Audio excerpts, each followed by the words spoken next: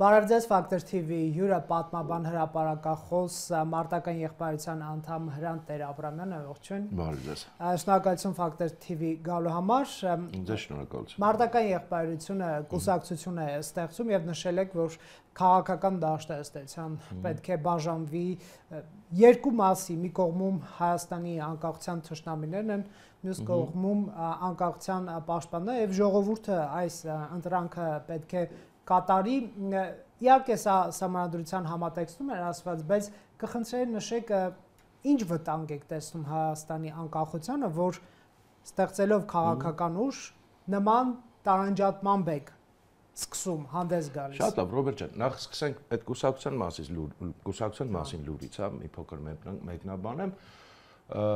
Այդ հարցը բավականին վաղուց հասունացել է իհարկե, քանի որ մենք մարտական եղբայրությունը ստեղծել ենք, ինքը ըստ էության քաղաքական կազմակերպություն է, այսինքն մենք քաղաքական հայտարարություններ ենք անում, քաղաքական ծրագրեր ենք մշակում, քաղաքական գաղափարախոսություն ենք փորձում առաջարկել եւ բնականաբար օրենքի պահանջ կա, որ եթե քաղաքական գործունեությամբ է զբաղվում, դա պետք է լինի կուսակցության ֆորմատով։ Մենք փորձեցինք իհարկե խուսափել, որտեղ կուսակցության ֆորմատի նկատմամբ մեր ներսում էլ կային որոշակի տենց վերապահումներ, բայց ի վերջո որոշեցինք այս տարվա սկզբին դեռ ստեղծել, անունը լինելու է ազգային հեղափոխություն։ Հուսամ ես մինչև այս տարվա վերջ այդ աշխատանքները նախապատրաստական կկատարենք, որտեղ մենք չենք ուզում դա կեղծ միավոր լինի, այսինքն դեռ ռեալ մարդիկ պետք է լինեն, այն ինչ որ օրենքով պահանջվում է, 300 հոգի մինիմում հիմնադիր անդամ, դրանք բնականաբար պետք է լինեն ռեալ մարդիկ, մեր ծրագրերը մենք չենք ուզում էլի ինչ որ տենց ուղղակի ընդհանուր խոսքեր լինեն, դրա համար մեր ծրագրերի խումբը հիմա ռեգուլար կերպով աշխատում է, որ հնարավորինս համընդգրկում բոլոր ոլորտներին վերաբերվող ծրագրերը մշակում ենք, ներկայացնում ենք նախնական քննարկման, այդ քննարկումները մեր գրասենյակում բաց հրապարակային կերպով անում ենք, մարդկանց հրավիրում ենք, որպեսզի ամեն ինչ լինի իսկական եւ ճիշտ, ոչ թե թղթի վրա եւ ոչ թե, այսպես ասած, ինչպես Հայաստանում լինում է, եւ նաեւ շատ կարեւոր է մեզ համար նույն մարտական եղբայրության փորձից մենք գիտենք, որ թիմ պետք է լինի, ոչ թե անձերի շուրջ դա պետք է կառուցված լինի, այլ ռեալ թիմ պետք է լինի, որտեղ պատասխանատվություն է բաշխված եւ որտեղ մեկ կամ թեկուզ երկու հոգուց չի ամեն ինչ կախված։ Մենք այդ ճանապարհն ենք ընտրել, հուսամ հաջողության կհասնենք, որտեղ որոշակի փորձ արդեն այս 4 տարվա մեջ կուտակել ենք կազմակերպություն ստեղծել։ Սա ընդառաջ է ոչ թե 26 թվի ընտրություններին, սա մենք չենք ստեղծում մի տարվա համար կամ 2 տարվա համար, մենք նույնիսկ չգիտենք 26 թվի ընտրություններին կմասնակցենք թե չէ, դա պետք է 26 թվի ընտրություններին ընդառաջ որոշվի։ Սա ստեղծում է մեծ հեռանկարով։ Այն ինչ որ մենք հիմա ստեղծում ենք, մենք ուզում ենք ստեղծենք հայկական քաղաքական ուժ, իհարկե լավ կլինի, որ դա միակը չլինի, լինեն էլի, բայց այս մեր քաղաքական դաշտը, որ հիմնական խնդիրը նա է, որ դրսից է ինքը վերահսկում, բոլորս գիտենք այդ խնդիրը եւ դրսակենտրոն է, մենք ուզում ենք հակառակ ուղղությամբ տանենք, մենք թող լինենք առաջինը կամ չգիտեմ երկրորդը, բայց էլի պետք է որպեսզի քաղաքական դաշտը հիմնովին փոխվի։ Դրա համար մենք մի տարվա, 2 տարվա համար հաստատ գործ չենք անում, մենք սա անում ենք մեծ հեռանկարի համար, այսինքն մենք պատկերացնում ենք, որ դա 10 տարի հետո էլ կլինի, 20 տարի հետո էլ կլինի եւ կլայնանա եւ ավելի ընդգրկուն կդառնա, նաեւ գաղափարականությունն ենք ուզում վերադարձնել քաղաքականություն, համ ռեալ գաղափարականությունը, համ ռեալ ծրագրային մոտեցումը, ոչ թե կենացներ, որոնք բխում են հենց իրավիճակի վերլուծությունից եւ այլն եւ այլն։ Մնացածը քիչ թե շատ հրապարակային ներկայացնում եմ, հիմա ժամանակը բան չանեմ, չչարաշահեմ։ Ուրեմն հա, մեկ էլ մի բան շեշտեմ ամեն դեպքում, որ մարտական եղբայրություն միաբանությունը չի դառնում կուսակցություն։ Ինքը լինում է կուսակցությունը պարզապես իր ճյուղավորումներից մեկն է լինում, որտեղ մենք ունենք նույն ձևի, չգիտեմ, մշակութային ճյուղավորում, ունենք ռազմամարզական ճյուղավորում, մենք այսպես ցանցային ենք աշխատում, որտեղ էլի փորձը ցույց է տալիս, որ այդ ցանց ստեղծելը ինքը ավելի էֆեկտիվ է, քան մի հատ կենտրոնացված կառույց, որտեղ այդ կառույցը մի քանի ուղղություններով է մեր գործում։ Իսկ անձամբ ձեր մասով, ձեր գործունեությունը ես անձամբ շատ վաղուց եմ հետևում եւ երևի 10-15 տարի առաջ դուք Տեր-Պետրոսյանի թիմակից եք, մարդ գործիչ, որը այսպես ամեն դեպքում ազատական գաղափարների կողմնակից էր, այդ ձեր անձամբ ձեր տրանսֆորմացիան ո՞նց է տեղի ունեցել, այդպիսի քաղաքական ուժին հարելուց հետո ազգայնական ձևաչափով կուսակցության նախաձեռնություն։ Ճիշտ հարց եք տալիս, որովհետև արտաքուստ, եթե մեկը իմ կենսագրությունը դիտի, ինքը այդ հարցը կարող է տալ։ Հենց ես այդպես էլ վարվել եմ։ Բայց ճիշտն ասած ներքին իմ տեսակետից որևէ լուրջ ոչ չեմ ասում ընդհանրապես, բայց որևէ լուրջ տրանսֆորմացիա չի եղել, որովհետև գաղափարական առումով ես միշտ եմ ինձ համարել ազգայնական, նախ մինչև դեռ Տեր-Պետրոսյանի շարժումը ես դեռ 90-ականների վերջից 2000-ականների սկզբին եղել եմ ազգայնական ակումբ կար այդպիսի, դրա անդամն եմ եղել, շփվել եմ նաև այն ժամանակ կար ազատագրված տարածքների ուրեմն կոմիտե Ժիրայրենք էին Սեֆիլան, իրանց հետ եմ շփվել, ինչ վերաբերում է Տեր-Պետրոսյանի շարժմանը, ինձ, ինչպես եւ շատերին, այդտեղ բերել է ոչ թե գաղափարական մասը, ազատական, թե ազգայնական, այլ անուն արդարության պայքարը։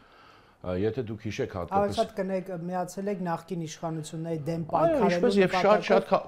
ինչպես մեծ մասը գաղափարական այսպես մոտեցումներով ոչ թե մենակ ես, մեծ մասը Հայաստանի քաղաքացիների, եթե հիշեք 2008 թվականի այդ մեծ հանրահավաքները, բնական է, չէ՞ որ այդտեղ մարդկանց մեծ մասի մոտիվացիա, այդ թվում իմ, եղել է ոչ թե որ Լևոն Տեր-Պետրոսյանին անվերապահորեն ընդունել են։ Ես օրինակ ինքս 90-ականներին գնացել եմ հակառակ հանրահավաքների Լևոն Տեր-Պետրոսյանի դեմ, որտեղ այն ժամանակ այդ խնդիրը կար։ Այլ բերել է այդ գիտակցումը կամ այն ժամանակ մենք այդպես էինք պատկերացնում, ոչ թե մենակ ես, որ այս միջոցով հնարավոր է փոխել այս եղած իշխանությունը Ռոբերտ Քոչարյանի, Սերժ Սարգսյանի, այո,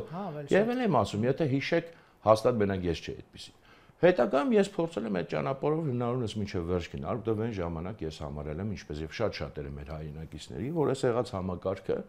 ինքը Հայաստանի ոչ մի լավ տեղ չի տանում։ Եվ ես կարծում եմ մենք շատ սխալ չէինք ամեն դեպքում։ Եվ այդ տրամաբանությամբ եմ միացել այդ պայքարին։ Իհարկե ունեցել եմ որոշակի հարգանք Լևոն Տեր-Պետրոսյանի նկատմամբ։ Իհարկե նաև ես այն ժամանակ պատկերացրել եմ, որ այն ուժը, որը ստեղծվեց Հայ ազգային կոնգրեսը, ինքը անկախական ուժ է, որովհետև գիտեք, ինչ ազգայնական ասելով դա մի քիչ լայն հասկացություն է, բայց ամենևս ես ընկալել եմ որպես անկախական։ Իմ համար դա է նաև կարևոր եղել, հետագայում ես այլ բան եմ տեսել, հիմա ես այդպես չեմ մտածում, որովհետև փորձը ցույց տվեց, որ անկախական չի իրականում, բայց սա ուրիշ խոսակցություն է։ Հակը անկախական չի իրականում։ Ես կարծում եմ, որ չէ, բայց չեմ ուզում հիմա սրա մասին ծավալվեմ, սա մեծ հաշվով այս բան չեմ կարծում շատ ակտուալ թեմա է։ Ամեն դեպքում ուզում եմ ասեմ, իմ տեսակետից շատ մեծ տրանսֆորմացիա չի տեղ ունեցել, եւ այն մարդիկ, որոնք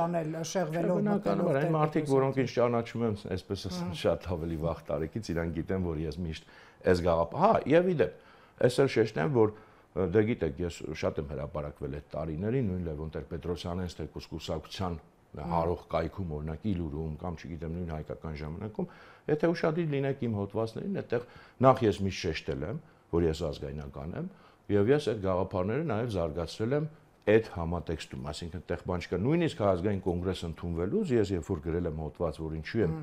դրան հարում, ես այնտեղ հատուկ շեշտել եմ, որ ես իմ գաղափարներով ինձ ազգայնական եմ համարում, այսինքն դա արխիվներում կա հնարավոր։ Շատ լավ, բայց ինձ մի հարց էլ է այս մասով հետաքրքրում եւ անցնենք առաջ, Տեր-Պետրոսյան միշտ աչքի է ընկել այսպես փողզիջումային լուծման տարբերակով, դա չի դել թաքցրել 5 կամ 7 տարածքների վերադարձն է եղել Ադրբեջանին, Արցախի կարգավիճակի կոնկրետ այդ շրջանում ոչ այնքան հստակեցման, հա, մեխանիզմներ նույնիսկ շատ հաճախ չեն էլ նշмарվել, հա, դա ձեզ համար խնդիր չէ, որովհետև հայ ազգայնականության համար ամեն դեպքում անգամ 7 տարածքների հանձնումը խնդիր է առաջացել, այստեղ կարմիր գծեր ձեր համար չեն հատվել։ Հեսա ասեմ, նախ տարածքներ հանձնել չհանձնելու առումով ես չեմ կարծում դա գաղափարախոսական մոտեցում է, դա ավելի շուտ տակտիկական քաղաքական բան կարող լինել, հա, բայց ամեն դեպքում այո, դա էլի ոչ միայն ինձ համար, շատ-շատերի համար, որոնք հարել են այդ շարժմանը, այսպես ասած կոմպրոմիսի մասն էր, որ մենք հարում ենք այս շարժմանը, որի խնդիրը այդտեղ խնդիր չէր դրված, չէ՞, Ղարաբաղյան հարցի կարգավորում 2008-ին Լևոն Տեր-Պետրոսյանը չի եկել ասել Ղարաբաղյան հարցի կարգավորում, եկել է ասել ավազակապետության կազմաքանդում, եւ մարդիկ հաստատ ինքը հաստատ չէր հավաքի, չէ՞, 100,000-ավոր մարդկանց, եթե գար ասել Ղարաբաղյան կարգավորում, բայց ինքը ասել է ավազակապետության կազմաքանդում եւ հավաքվել են 100,000-ավոր մարդիկ։ Այդ թվում դուք։ Այդ թվում եւ ընդհանուր մինչեւ 2000 Ղարաբաղի հարցը լուծելու բանաձև մի քանի բան էլ կասեմ։ Եվ ընդհանուր մինչև 2016 թվական դա չի եղել երբեք Հայ ազգային կոնգրեսի օրակարգի գլխավոր հարց Ղարաբաղյան շարժում, եղել է հակառակը իշխանափոխության հարց։ Այն պահից, երբ որ դարձավ Ղարաբաղյան հարցի կարգավորում նորից, անձամբ ես այդտեղից ըստ էության пассивացել եմ, դուրս եմ եկել դե ֆակտո եւ դե յուրե մի քիչ ավելի ուշ եմ դուրս եկել, բայց դե ֆակտո ես 2016-ի վերջից ոչ մի ձևով ներգրաված չեմ եղել, բայց այստեղ էլ ես ունեմ շատ, այսպես ասած, եթե ալիբի կոչենք, եթե պետք է ալիբիներ, շատ հստակ ալիբիներ հրապարակային, քանի որ իմ խոսքը, իմ դիրքորոշումը միշտ հրապարակային է եղել, ոչ թե այսպես ասած բանավոր, ես ունեմ շատ կոնկրետ, էլի հենց իրենց կայքում իսկ տպված,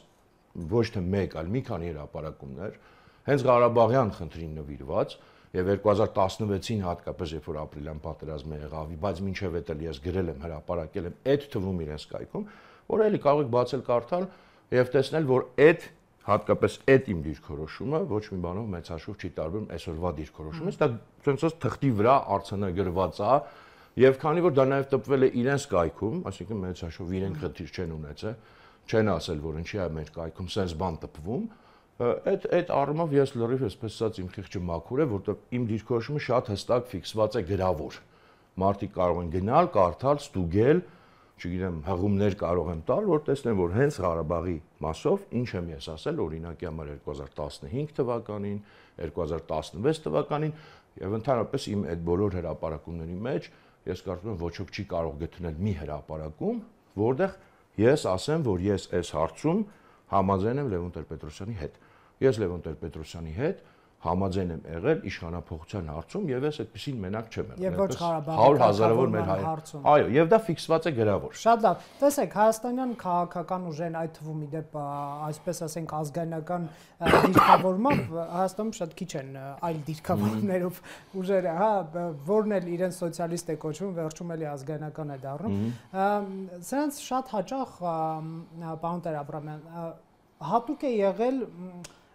ազգայնականություն, որը սպասարկում է առնվազն երկու պետության, շա եղել է արտաքին քաղաքականություն, այսպես շատ հաճախ Ռուսաստանին կցված եւ ձեռքի հետ էլ Հայաստանի շահերը սպասարկել այնքանով, ինչքանով չի հակասի Ռուսաստանի շահերին, այսինքն ազգայնականությունը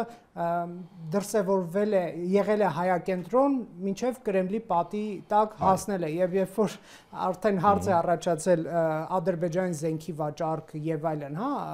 Ռուսաստանի կողմից այստեղ նույն այս ազգայնական ուժերը, որոնք պետք է աղմկեին եւ շատ բարձր ձայնով պետք է աղմկեին, հա, որովհետեւ սեփական շահերի դեմ գործարք է տեղի ունեցել դաշնակցի կողմից թշնամու հետ, սրանք լռել են, որովհետեւ խոսքը եղել է Ռուսաստանի մասին։ Այ մարտական եղբայրությունը տարբերվելու է այս իմաստով։ Ոչ թե տարբերվելու է, արդեն տարբերվում է, տեսեք, շատ կարևոր խնդիր եք ասում, որովհետեւ ինչպես եւ շատ մեր մոտ ինստիտուտներ, գաղափարներ, ազգայնականություն հայկական, որը պետք է լիներ հայկական, նույնպես յուրացվել է ըստ էության, ոնց որ մենք տեսնում ենք մեր ոչ միայն քաղաքական ինստիտուտները յուրացվել են եւ ստեղծվել է ըստ էության կեղծ ազգայնականություն, դա դեռ սովետական միության ժամանակ է ստեղծվել, որովհետեւ իրականում, եթե մենք նայենք գիտական սահմանումներով, գնանք տեսնենք թե ոնց է սահմանվում, ասենք արևմտյան ակադեմիական կամ քաղաքագիտական գրականության մեջ, ազգայնականությունը եւ անկախականությունը գրեթե նույն բանն են, որովհետեւ չի կարող լինել մեր մոտ կա, բայց իրականում չի կարող լինել ազգայնականություն, որի համար կենտրոնում առաջին գաղափարը չլինի սեփական ազգի քաղաքական անկախությունը, հենց դա է իմաստը։ Ոչ թե ազգայնականությունը սովորական հայրենասիրությունը, ասենք հայրենի հացպանիր լավաշն է սիրում, սարերը, ջուրը, բոլորս էլ սիրում են։ Սա քաղաքական գաղափարախոսություն է, որի նպատակն է, բարձրագույն նպատակն է, որպեսզի տվյալ ազգը ունենա սեփական անկախ պետություն։ Առանց դրա ազգայնականությունը նոնսենս է։ Բայց այդ նոնսենսը կայսրության քաղաքականությունը բնականից մեր մոտ ստեղծել է եւ ստեղծել է սա այսպես կոչված մշակութային ավելի ազգայնականությունը եւ եթե նրա ենթատեքստը կամ թեկուզ ուրիշ տեքստը նայում ես իհարկե այդ կեղծ ճակերտավոր իրականում ազգայնականության համար երբեք անկախությունը առաջին հարցը չի, այլ առաջին հարցը թեկուզ այս կամ այն օտարպետության շահերը սպասարկել է ենթադրելով որ դա մեր շահերի հետ համընկնում է, իդեպ խնդիրը միայն Ռուսաստանը չի, ինձ համար կարևոր չի թե որ օտարպետության եւ հայերին որպես գործիք, տեսեք, իրական ազգայնականությունը, եթե ինքը անկախական է, իր համար հայ ազգը սուբյեկտ է, այսինքն ինքնուրույն ազատ սուբյեկտ է, որը կարող է հարաբերվել ինչպես ուզում է, ոնց ուզում է, ցանկացած բան ում հետ ուզում է, պատերազմել, հարաբերվել, խաղ հարաբերվել, ինչ որ ինքը որոշում է, իսկ կեղծ ազգայնականության համար հայ ազգը գործիք է, տեսեք ասում են, չէ՞, օրինակ Հայաստանը խոչընդոտ է։ Ինչի՞ պետք է իմ երկիրը խոչընդոտ լինի, իմ երկիրը խոչընդոտ չի, իմ երկիրը իմ երկիրն է։ Խոչընդոտ լինելը, ֆորպոստ լինելը, ինչ որ մեկի գործիք լինելը, ինչ որ տեսեք դեռ Ղարաբաղյան շարժման ժամանակ իդեպ ձևակերպված շատ լավ բան շատ քիչ բան է հիմա հիշվում արդեն որտեղ իրենք են հենց արժեզրկել բայց այդ մենք չունենք մշտական թշնամիներ եւ մշտական դաշնակիցներ սա իրական ազգայնականությունն է որովհետեւ ինքը իրան որպես սուբյեկտ է դիտարկում եւ ինքն է ընտրում երբ ոնց ում հետ ինչ անել Համաձայն չեք մեր ազգայնականության թույլություններից մեկն էլ ատելության հողի վրա քաղաքականություն վարելն է ատելությունը նույնիսկ ատելությունը նույնիսկ իր տեղը կարող է ունենալ անկախ ազգայնական ես դու այս սոցիալիստներն էլ ատում են ասենք չգիտեմ օրինակի համար աղքատություն հա պայմանական հիմա այստեղ ատելությունը կարող է տեղ ունենալ եթե քո նկատմամբ կա թշնամանք մենք օրինակ ասում ենք մշտական թշնամիներ չկան բայց եթե մեր նկատմամբ ակնհայտ թշնամանք է բնականաբար թշնամանքին պետք է թշնամանքով պատասխանել բայց չենթադրելով որ թշնամանքը որևէ մեկի հետ կարող է հավերժ լինել, որտեղ դա քեզ սուբյեկտությունից զրկում է։ Հիմա սա իհարկե բարդ փիլիսոփայական խոսակցություն է, դրան մենք էլ պետք է հասնենք։ Այս պահին մեր համար թիվ 1 խնդիրը մնում է այն առաջի հարցին դեռ չանդրադարձա առաջի հարցի այն մյուս մասին, երբ որ ինչի անկախության խնդիր է, այսօր թվում է մենք անկախ պետություն ենք։ Բայց այս վերջի տարիների իրադարձություններն պետք է մեզ ցույց տան, որ մենք փաստացի դեռ անկախ չենք, այսինքն մենք հռչակել ենք անկախություն, բայց իրականում անկախ պետություն չենք եւ հիմա էլ երբ որ ասում է այսօրվա վարչակարգը, թե մենք ավելի անկախ ենք, սուտ է, ել ավելի կախյալ ենք, իրենք նույն ճանապարհն են իրականում շարունակում, ինչ որ երրորդ հանրապետությունը եղել է նույն տրամաբանությունն է։ Եվ մենք բազմիցս շատ անգամ ես էլ մեր մարտականի ընկերներն էլ ասել ենք, որ այս պատերազմը, որը սկսվել է 2016-ից նույնիսկ ոչ թե 20-ից եւ հիմա էլ չի ավարտվել փաստացի թշնամանքը իր խնդիրը երբեք չի եղել ոչ Ղարաբաղը, ոչ որևէ այլ տարածք, ոչ նույնիսկ Զանգեզուրի միջանցքը, այլ հենց Հայաստանի անկախությունը, սա Հայաստանի անկախության պատերազմ էր, այստեղից է մեր մոտեցումների արմատը, այստեղից է գալիս։ Մենք տեսել ենք եւ տեսնում ենք հիմա էլ, որ կա Հայաստանի անկախության պատերազմ, որի մեջ մենք հիմա էլ ենք եւ դրա համար մենք պետք է իրավիճակին adekvat արձագանքելով պայքարենք, որտեղ այն մյուս ճանապարհները ուտոպիստական են։ Նաև ստե մի կարևոր բան էլ կա, ուրեմն ազգայնականությունը էլի մեր սահմանմամբ, եւ բայց ոչ միայն մեր սահմանմամբ, ընդհանրապես միջազգային, որ ինքը ենթադրում է պարտադիր ռեալիզմ միջազգային հարաբերություններում, այսինքն հասկանալ, որ միջազգային ընդհանրապես արտաքին հարաբերությունները նախ եւ առաջ լավաթատեված ուժային գործոնի վրա են, այսինքն տարբեր ազգերի, պետությունների, կենտրոնների միջև ուժային հարաբերությունների վրա են հիմնված։ Էսա իրական ռեալիզմը ոչ թե ինչ որ այսօր մեզ քարոզվում է որպես ռեալիզմ, որը աշխարհի ամենամեծ ուտոպիզմն է։ Ռեալիզմ, այսինքն ելնել ռեալ իրավիճակում, ռեալ պայմաններից, ռեալ ուժային հարաբերություններից, այլ ոչ թե ընկնել ուտոպիաների հետևից, մեծ ուտոպիաների, որտեղ դա բնորոշ է ոչ ազգայնական գաղափարախոսություններին, նույն սոցիալիզմին, նույն լիբերալիզմին, էլի վատ ու լավը չեմ ասում, բնորոշ է մեծ ունիվերսալիստական ուտոպիաներին հավատալ։ Օրինակ միջազգային հանրություն, միջազգային կարգ, չգիտեմ, պատմության ավարտ, կոմունիզմ, այս մեծ ուտոպիաներին։ Մենք ասում ենք, այդ չի աշխարհի հարաբերությունը։ Աշխարհի հարաբերությունը ազգերի, պետությունների մեծ փոքր միջև ուժային բալանսն է, ուժային հարաբերությունները։ Այստեղ առաջ կարծում եմ ձեզ միտքը կբացենք, հա, մի քիչ այլ կողմից նայենք։ Ուտոպիաները ընդհանրապես հատուկ են տարբեր քաղաքական գաղափարախոսություններ, դրանք այսպես ծայրահեղացված մոտեցումներն են եւ ավելի կենտրոնում ռացիոնալ, հա, միտքն է, դուք ասացիք միջազգային հարաբերությունը պետք է ռացիոնալիզմի, ռեալիզմի, այո, աչքերից նայել, բայց մեր հայ ազգայնականության հատուկ է նաև մեծ քարտեզների պաշտամունքը, հա, պատմական արդարության վերականգնման փնտրտուքը, ընդ որում սա կարող է այսպես երազանքների իրականացման քայլ դիտարկվել, եթե դու ունենաս այդպիսի ուժ, հա, այսինքն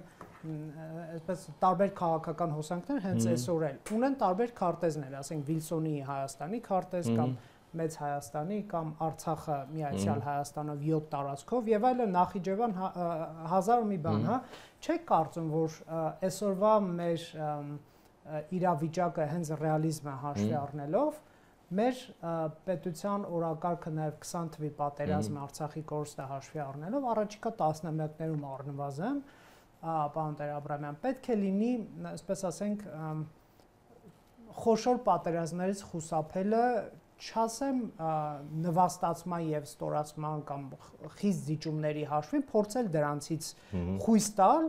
բայց ասենք պատերազմի մեջ չմտնել Արցախի համար։ Ես շատ դաժան բան եմ ասում,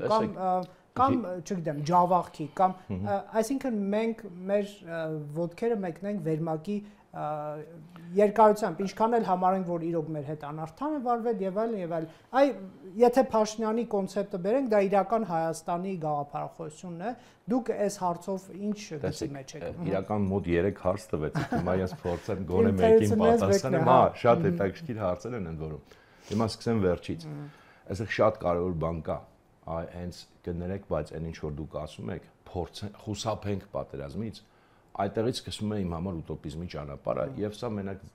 սա շատ մեծ լուրջ խնդիր է, որտեղ անընդհատ մեր ժողովրդին բոլոր գործիչներ, փորձագետներ, լավ, վատ ասում են հետեւյալը։ Այս շուտ այնպես են ներկայացնում, կարծես այդ պատերազմի եւ խաղաղության հարցը կախված է չգիտեմ չի բացառապես այս մի հատ հայ ժողովրդից, բայց դա այդպես չի։ Իհարկե, եթե հնար լիներ, ձեր ասած այն էլ տասնամյակներով, բայց գոնե մի 10 տարի խուսափել պատերազմից, կամ ասենք նախկինում էլ խուսափել, այո, դա Հայաստանի համար բնականաբար շատ լավ կլիներ, որտեղ մենք այնքան խնդիրներ ունենք ներսում լուծելու, կառուցելու, որ իհարկե իդեալական կլներ, եթե մենք դրա հնարավորություն ունենայինք։ Կներեք, որովհետև եթե ես մարզիկ եմ, որը պատրաստում է 150 կիլոգրամանոց ծանրագործող բարձրացնել, բայց 70-ի ուժ էլ չունեմ, բայց գնում եմ այդ մրցույթներին։ Սա սպորտ չի, որովհետև այստեղ ի տարբերություն սպորտի, քեզ ոչ ոք չի հարցնում, երբ ես դու պատրաստ ու ինչին ես դու պատրաստ։ Այստեղ կամավոր չի, հասկանում եք, պատերազմը եւ խաղաղությունը առնվազն միշտ սա էլի կլասիկ սահմանումներից են վերցնում, առնվազն երկկողմանի են, առնվազն իրականում ավելի բազմակողմանի են, հասկանում ենք, որ նաեւ, բայց այսինքն դու չես կարող միակողմանի որոշել, որ դու չես ուզում պատերազմ։ Հիմա մենք չենք ուզում, մենք 20 թվին չենք ուզում, չէ՞ պատերազմ։ Ստացանք պատերազմ։ Մենք հիմա էլ չենք ուզում պատերազմ, մենք 20 թվից հետո էլ չենք ուզեցել պատերազմ, ստացել ենք ռազմական գործողություններ։ Մենք հիմա էլ ենք ուզում, ասում ենք, ուզում ենք խաղաղություն։ Ակնհայտ է, չէ՞, հիմա ես կարծում եմ ապացուցել էլ պետք չի, որ Ադրբեջանը չի պատկերացնում գոնե այն ձևով ոնց որ մենք ենք պատկերացնում այդ խաղաղությունը, այդպես չի պատկերացնում։ Այսինքն մենք չենք կարող ուղղակի ասել դե մենք ուզում ենք գարուն լինի, թող լինի գարուն։ Դա այդպես չի աշխատում։ Ռեալ աշխարհում հենց այստեղ է ռեալ աշխարհը։ Ռեալ աշխարհում դու չես կարող զուտ քո ցանկություններով, երազանքներով առաջնորդվել։ Իրավիճակը այսօր մեզ ասում է, որ մենք հիմա էլ ենք պատերազմի մեջ, այդ պատերազմը, որտեղ մենակ ռազմական գործողություններ չեն, թշնամանք, ուժային ճնշում եւ այլն, եւ դրված է այսպես խնդիրը։ Իրենք ասում են Հայաստանը պետք է լինի մեր գերիշխանության տակ, այդ բոլոր կոնցեպտները, Արևմտյան Ադրբեջանի, Հայաստանը պետք է ապառազմականացվի եւ այլն, ինչպես ենք դրան պատասխանելու։ Մենք չենք կարող այդ խնդիրները անտեսել, դեռ դրանք մեր առաջ դրվելու են։ Եվ եթե մենք ասում ենք օրինակի համար, չգիտեմ, Զանգեզուրի միջանցք չի լինելու, Արևմտյան Ադրբեջանի հետ իրանց ասած վերադարձը չի լինելու, Հայաստանը չի ապառազմականացվելու։ Եթե իրանք դրան իրականացնելու համար դիմեն ուժային գործողությունների, մենք պաշտպանելու ենք այդ թեզերը, թե չէ։ Նեսեք ձեռ էին առնում տարիներով ասում էին ոչ մի թիզականություն։ Հիմա Հայաստանի Հանրապետության այս որ ասած այսպես կոչված, որի հետ ես համաձայն չեմ, բայց ենթադրենք այդ իրական Հայաստան։ Սրանից մենք պատրաստ ենք թիզեր զիջել, թե չէ։ Եթե մենք ասում ենք չէ, եթե մենք ասում ենք օրինակ միջանցք չենք տալիս, դրանով մենք արդեն ասում ենք պատրաստ ենք դրա համար կռվել, ասվում է դա, որովհետև եթե դու լուրջ ես դա ասում, հասկանում եք։ Դրանով մենք չենք կարող այդ ուտոպիայի հետևից եթե մենք ընկնենք, այդ wishful thinking-ը, հա, ցանկությունը իրականության տեղ դնելու, մենք ընդհանրապես ոչ մի տեղ չենք հասնի եւ ստիպված կլինենք հենց այդ դեպքում ավելի հավանական է պատերազմել, որովհետեւ թույլի դեմ են պատերազմում, քան ասենք այն параգրաֆը, որ մենք ընդունենք այս իրականությունը, վտանգներով լի է աշխարհը, բայց վերադառնամ նաեւ բաներին։ Մեջ դուք ջուրը կխմեք, ես նշում եմ, համաձայն չեք, որ խնդիրներից մեկը նաեւ մեր քաղաքական դաշտերում, այսպես ազգայնական ուժերը, մեկը այն է, որ գործ անելու փոխարեն ավելի շատ իրենք շեշտը դնում են բարձրագոչ արտահայտությունների, լոզունգների, պոպուլիզմի վրա։ Մի բան է գիտակցել իրական խնդիրները, պատերազմի վտանգը, Ադրբեջանի նպատակները հաշվել, հա, որ քո պետականությունը կազմալուծելու իրականում նպատակ ունի եւ դրան որակյալ աշխատանքով հակադարձել սեփական պետությունը ամրացնելու եւ այլն, հա, դա իրական քաղաքականության եւ իրական պատասխան կլինի, քան թե առնել քարտեզներ եւ զբաղվել պոպուլիզմով։ Այս շփոթը կա, էլի, ես չեմ կարող ազգայնական ինչ որ աբստրակտ ուժերանից խոսել բնականաբար, որովհետեւ շատ տարբեր մարդիկ են ընկալվում որպես այդպեսին, ասենք, Շանթ Հարությունյանից մինչև Սասնա Ծռեր շատ մեծ դիապազոնով եւ էլ ինչ որ խմբեր, անհատներ եւ այլն, ես կարող եմ մենակ մեր անունից պատասխանել։ Երկրորդ բանը, ի վերջո, այս վիճակին, որի մենք հասել ենք, այդքան քննադատվում են, թեկուզ շատ հաճախ արդար, ես էլ եմ քննադատել այդ բորոտախոս հայրենասիրությունը, ես էլ չեմ սիրում, բայց հաստատ ազգայնական ուժերը չեն հասել Հայաստանին այս վիճակին։ Հայաստանը չի կառավարվել ուլտրաազգայնական չէ, լավ է, Ռոբերտ ջան։ 30 տարի այս երկիրը չի կառավարվել։ 30 տարի այս երկիրը չի կառավարվել ազգայնականների կողմից եւ այս վիճակի հասցրել են շատ, այսպես ասած, ոչ ազգայնական ի վերջո իրենց հրճակած մարդիկ կամ ազգայնականության հետ իրական շատ քիչ կապ ունեցող մարդիկ եւ ի վերջո արել ենք այն, ինչը որ մեզ ասվում էր, այ դուք մաքսիմալիստ, ես ինչ վատ մարդիկ եք, պետք է գնալ զիջումների, լուծումների, դե վերջը գնացինք այդ լուծմանը, Քոչարյանը այսօր ազգայնականության դրոշակն է։ Քոչարյանը այսօր ասում չէ, Քոչարյանը ասում է 2019 թվականին պետք է գնալ լուծման, բոլորը ասում են պետք է գնալ լուծման, այսօր բոլորը բացահայտվում են, պարզվում է բոլորը Այդ էին ուզում ուղղակի բացի Լևոն Տեր-Պետրոսյանից ոչ մեկ չէր ասում։ Մենակ Լևոն Տեր-Պետրոսյանն էր անկեղծ այդ հարցում։ Հիմա արել ենք այդ բոլորը 20 թվականի նոյեմբերի 9-ին ի վերջո արեց այդ, որտեղ Նիկոլն էլ է իրանց մտածողությանը ի վերջո, ասենք, արեց այն ինչ որ ասում էին, ուրա հիմա լավ Արցախն էլ չկա, ինչի՞ է պատերազմը շարունակում։ Այսինքն այս կոնցեպցիան գմփած, փուչիկի պես գմփած, որ իբր եկեք գնանք փողզիջումների եւ կստանանք խաղաղություն, ինչի՞ չկա։ Ուր է այդ խաղաղությունը։ Ինչի՞ մինչև հիմա նույնիսկ ասում են համաձայնեցրել ենք տեքստը, ստորագրություն չկա, ինչ են նորանոր պահանջներ հայտնվում։ Ոնց, այսինքն դժվար չի չէ հասկանալ, որ ուրեմն դա չէր խնդիրը, խնդիր չկար Ղարաբաղի առանցին, որ ասում էին Ղարաբաղի հարցում գնանք փողզիջումների կստանանք դրախտ երկրի վրա։ Այսա էլի ըստ էության ուտոպիզմի մի տեսակ էր։ Մենք հիմա ասում ենք եկեք մեր հետ է տեղ ունեցել այս իրականությունը, մեր համար կենսակերպ, նայեք տեսնենք ռեալ ինչ է տեղի ունենում, ռեալությունից ելնենք։ Հիմա ինչ վերաբերում է, հա, նաև քարտեզների ու 11-ների շատ կարճ ռեմարկ անեմ։ Նախ 11-ների կտրվածքով քաղաքականություն հաշվարկելը բացարձակ ռեալ չի։ Սա պետք է մենք սովորենք, Հայաստանում էլ են սիրում անել, ասենք 20 տարվա կանխատեսում, 30 տարվա կանխատեսում։ Սա որպես պատմաբան եմ ասում, որ լավագույն դեպքում պատմությունը, լավագույն դեպքում շատ ընդհանուր գծերով միգուցե 20-30 տարվա մեջ կարելի է ինչ որ բաներ կանխատեսել ռեալիստորեն, բայց շատ ընդհանուր։ Բայց 100 տարվա կտրվածքով բացարձական կանխատեսել ենք, մենք ապրել ենք մի կյանք։ Հիմա այն ինչ որ այսօր տեղի ունի աշխարհում 10 տարի առաջ եկեք անկեղծ կպատկերացնենք Ուկրաինայի պատերազմ, Թրամփի քաղաքականություն, չգիտեմ Եվրոպան այսօր ռազմական բյուջեները ավելացնում, մենք այդ ամեն ինչը կպատկերացնենք, իհարկե ոչ, կասենք նման բան հնարավոր չի, բայց սա եղել է ընդհանրապես 10 տարվա մեջ։ Թող մեկը ցույց տային մեկին, թեկուզ Հայաստանում մենակ, որ 2015 թվին այս ամեն ինչը ասել ու իրան չասեն, որ դու լավ ես ինչ ես խոսում այ եղբայր ջան։ Հիմա նույնը մենք 35 թվին չգիտենք ինչ անել 45-ի։ Դրա համար քաղաքականությունը չի կարելի այդ 10-նամակների վրա պլանավորել։ Դու կարող ես ընդհանուր իդեալներ ունենաս 10-նամակների համար, բայց պլանավորել կարելի է ասենք թեկուզ 10 տարվա վրա, բայց ոչ ավել։ Ես ինչի սա բան այս, այդ որ ասում եք քարտեզներ, ինքնին քարտեզների մեջ ոչ մի վատ բան չկա, որտեղ այստեղ մյուս ծայրահեղությունը կա, որտեղ հիմա անես չստացվի, մենք մեր երեխեքին մեր պատմությունը չեն կարող չսովորացնել։ Գիտեմ, հասկանում Ռոբերտ ջան, գալիս է։ Կա պատմություն, այո, մենք մեր հայրենիքը հայկական լեռնաշխարհն է, այդտեղ ոչ մի վատ բան դրանում չկա, մենք իրենց կոմպլեքսավորենք այդ։ Հա, իհարկե։ Այլ բան է, երբ որ ես մենակ մի բանի հետ կարող եմ խնդիր ունենամ, երբ որ ինչ որ մի ֆիքսված տարածք այդ հայրենիքից ասում է այսքանն է։ Ես չգիտեմ ինչքանն է, որովհետև էլի ուժային հարաբերությունների աշխարհում մենք երբեք չգիտենք նաև որտեվ այդ իրական Հայաստանն էլ մի հատ ուրիշ աբսուրդ է։ Ինքը հայրենիքը նույնացնում է քառակուսի կիլոմետրեր է։ Դա աբսուրդ է, որտեվ հայրենիքը անընդհատ դինամիկայի մեջ է պատմական, ինքը չի կարող ֆիքսված տարածք լինել, ոչ մեծ, ոչ փոքր։ Հիմա տեսեք, ֆիքսում ենք մեր օգտին է նաև։ Չէ, դա աբսուրդ է ինքը խոսում։ Ինքը բազմակի աբսուրդ է խոսում, որովհետև նախ այսօր մենք տեսնում ենք այդ միջազգային կարգում այդ որ մի երկրի տարածքը, տեսեք ոնց է այդ տարածքային ամբողջականության սկզբունքը խախտում։ Մենք ոնց ենք խախտել։ Բայց երբ որ մենք թույլ ենք,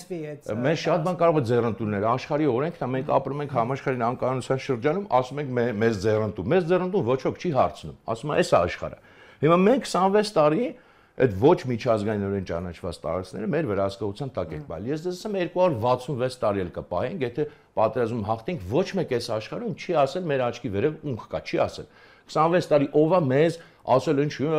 Հայաստանը վերահսկում Քելբաջարը, ով ռեալ այդ ՄԱԿ-ի ռեզոլյուցիաները բան, դրանք խնդալու բան է, ինչ է։ Հələ ադրբեջանցու տեսակետից պատկերացեք, ՄԱԿ-ի ռեզոլյուցիան 93 թվին ընդունվել է։ Լավրովը օրերս երբ որ Երևանում էր, ասում էր, որ դուք այդ տարածքները օրերս։ Այո, օրերս ասած, մեր հարցինի պատասխան 26 տարի պատրաստել չեք վերադարձնել խրամատներ եք։ 26 տարի։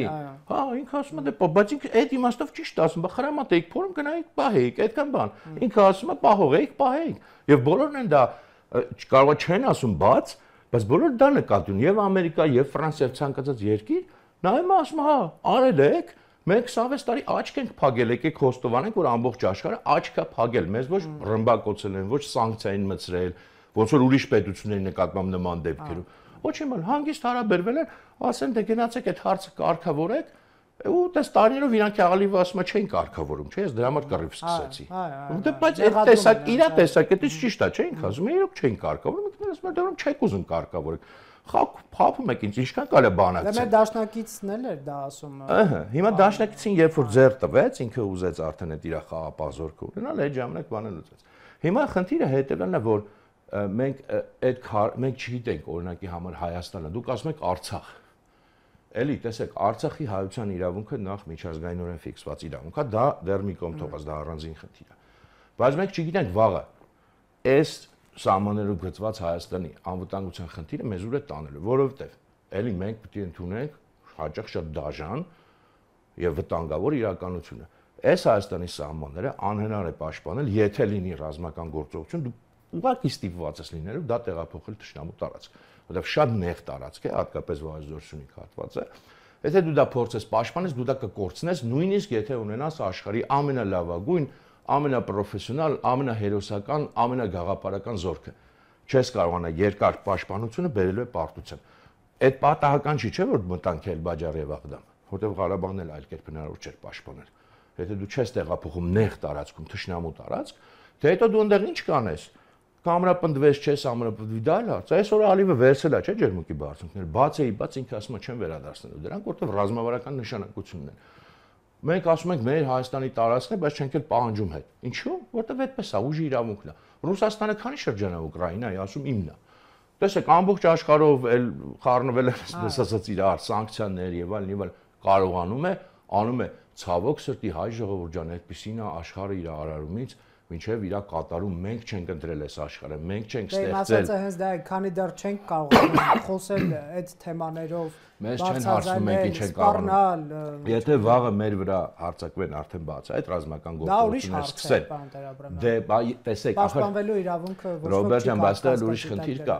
Մենք անդադ ժողովրդին ասում ենք թույլ ենք, չենք կարող կռվել եւ այլն եւ այլն։ Հետո մի օր այդ նույն ժողովրդին պետք է կոչ անենք, ասենք դե հիմա հայրենիքը պաշտպանի, ասում չեմ հասկանում, բա ասում ես չեմ կարող։ Հիմա ինչն ես իմ կոչ անում։ Դու չես կարա լինես պաշտպանության պատրաստվես անընդհատ թույլատնելով մարդկանց հոգեբանությունը, բայց մենակ հոգեբանությունը, իսկ ինչ անշկում թույլ ենք։ Ես վստահ եմ, շատ եմ ասել, հիմա էլ եմ վստահ եւ ոչ միայն ես 4 տարին, ինչքան որ անցել են ուսկ արդեն 4.5, հաստատ բավարար ժամկետ էր քո պաշտպանության համակարգը այնպես արմատապ այնպես փոխելու, որ առնվազն լոկալ կռիվներում, իսկ քո համար հիմա լոկալ կռիվների խնդիր է։ Այս բան չկա մեծ պատերազմի խնդիր 44 օր այդպես։ Այս բան լոկալ մարտերի հերանեկար կա, ասենք նույն Սյունիքում։ Դա չի ընդդեմ 44 օրյա օպերացիա, դա 2-3 օրվա հարց է։ Այդ ձևի խնդիրն է լուծելու համար 100% բավական ժամանակ էր, որ այնպիսի ստեղծեիր դու միավորումներ, որ վստահաբար դու այսօր վստահ կարող ես ասել ոչ միայն կպաշտպանեմ, այլև ջերմուկի դիրքերը հետ կվերցնեմ։ Հաստատ այդքան երկար ժամանակ չի բանանում եւ ի վերջո ժողովուրդները չեն կարող հասկանում եք այդ էլ ասում իբր քաղաքականությունը կամ այդ ռազմական բալանսը ոնց են խապում կեղծ ռացիոնալիզմեր կա, չէ՞ որ նստենք թղթի վրա հաշվենք։ Ոչ ոք այս աշխարհի ամբողջ պատմության մեջ մրցակցության մեջ չի նստել թղթիկի վրա ինչ որ բաներ հաշվել, որտեղ այդ դեպքում գուցե շատ լավ կլներ, չէին լինի պատերազմներ, բայց կյանքը տես չի կառուցված, ասենք Նապոլեոնը կռիվների մեջ մտնելով կամ ով որ մտել է, նույն մեր զորավարները վատ լավ, չեն նստել, օրինակ 88 թվին կամ երբ որ սկսվեց առաջին Արցախը, չեն նստել թղթի վրա հաշվել ով ում կողմին ինչ, ով ինչքան ռեսուրս ունի, որտեղ դա քանակով չի մենակ։ Ռեսուրսը շատ լայն հասկացություն է։ Բա ոնց մենք կարողացանք 90-ականներին հաղթել։ Ինչ որ մեկը ինձ կարող է լուրջ դեմքով ասել, որ Ադրբեջանը այդ ժամանակ չուներ մեր նկատմամբ վճռական առավելություն եւ տնտեսական եւ ռազմական քաղաքական համակարգի գուցե չուներ, բայց ուներ քանակ, ուներ ռազմական տեխնիկա, ուներ ավելի լավ տնտեսություն եւ ամեն ինչ։ Բայց այդ ոնց ստացվեց, որովհետեւ կյանքը մենակ իհարկե խոսքը նրա մասին չէ, օրինակ Հայաստան Չինաստանի դեմ պատերազմ։ Խոսքը համեմատաբար նույն քաշային կատեգորիաների մասին։ Այսօր Ադրբեջանն ունի Թուրքիա, մենք չունենք այդպիսի Թուրքիա, ինչ Թուրքիա, այդ էլա, տեսեք, Թուրքիայի դերի մասին երևի Շուշի հռչակագրով իրար պաշտպանելու օրինակ ամենից շատ ես եմ խոսել ժամանակին դեռ, ուրեմն Թուրքիան ոչ 20 թվականի պատերազմին այն որ մասնակցել է առաջիններից մեկը ես եմ մատնտշել, բայց կներեք հիմա այդ թեման դարձել մատի փաթաթան, անընդհատ են հին չեկիստական մեթոդով Թուրքիայով են վախացնում մեր ժողովրդին։ Թուրքիան երբեք լիարժեք պատերազմ Հայաստանի դեմ չի սկսել եւ կարծում չի էլ սկսելու։ Թուրք-ադրբեջանական հարաբերությունները մի նայեք այդքան միանշանակ։ Հիմա ես իհարկե որ ասում շատերը կլսեն, կասեն ես ինչ է խոսում, բայց ստիպված եմ ուղղակի հղում անել իմ բոլոր հաղորդումներին, որտեղ ես շատ մանրամասն այս հարցերին անդրադարձել եմ, հանկարծ ինձ չպատմեն էլի բացատրեն, ասեն, բա չէ Թուրքիան Ադրբեջանի 20 թվին օգնել է, բայց Թուրքիան լիարժեք պատերազմի մեջ Հայաստանի մեր հետ չի մտել եւ չէլ կարող, որտեղ դա լրիվ ուրիշ աշխարհակաղակական կոնֆիգուրացիա է ենթարկում, բացի այդ ես չեմ կարծում, որ Թուրքիան ընդհանրապես ցանկություն ունի Հայաստանի հետ պատերազմի մեջ մտնել, նույնիսկ եւ ես կասի առավելևս հանուն Ադրբեջանի, որտեղ պատերազմի վտանգը շարունակում է մնալ, գալ ռուս-ադրբեջանական այդ առանցքից, կարող ենք ասել ավելի լայն ռուս-թուրքական, բայց ոչ երբեք մենակ թուրք-ադրբեջանական։ Այդպես չի։ Մեր մրցակիցը, մեր դեմ կռվողը շարունակում է մնալ, ինչպես եւ էր Ադրբեջանի բանակը, Ադրբեջանի զինվորը։ Ոչ Ռուսաստանը, ոչ Թուրքիան ուղիղ չեն պատերազմելու մեր դեմ։ Մաքսիմում սահմանափակ բանով այդ ներգրավվածությամբ եւ դրան հաստատ հնարավոր է դիմակայել։ Թե չէ Թուրքիան կներեք, եթե Հայաստանի դեմ պատերազմ սկսեր, ոնց որ հիմա տես ներկայացնում են 20 թվականին Պակիստանն էլ հետը, այդ դեպքում մենք կիմանանք ինչ բան է Թուրքիայի դեմ պատերազմ, ու մեծ չէինք խոսալ, մենք Թուրքիայի դեմ պատերազմել ենք 44 օր։ Վստահաբար, շնորհակալ եմ։ Կարող է 44 ժամ էլ չտևեր։ Շնորհակալ եմ հետաքրքիր զրույցի համար։ Factor TV-ում հյուրընկալել ենք Հրանտ Տեր-Աբրամյանին։